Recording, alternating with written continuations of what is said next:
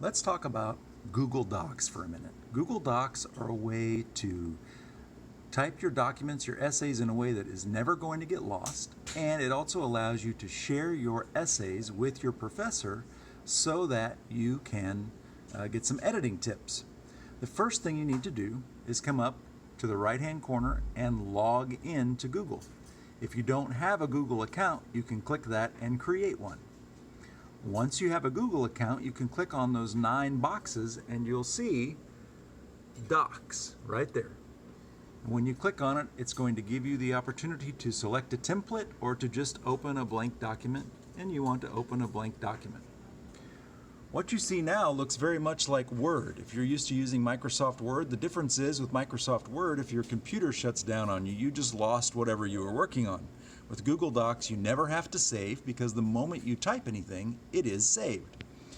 Just like in Word, you can come up here and see your editing tools, and you can click on the font and make sure you select Times New Roman size 12, okay?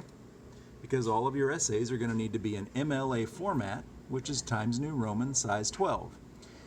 You can also come up here and select double spacing, which is the other thing you're going to be required to have. Now you can start typing. The cool thing is, once you've gotten a little ways into your essay, if you want to share it with someone to help get some editing tips, maybe in the tutoring center or with your professor, you simply come up to this blue box where it says Share. When you click on that box, it's going to give you the opportunity to put in an email address.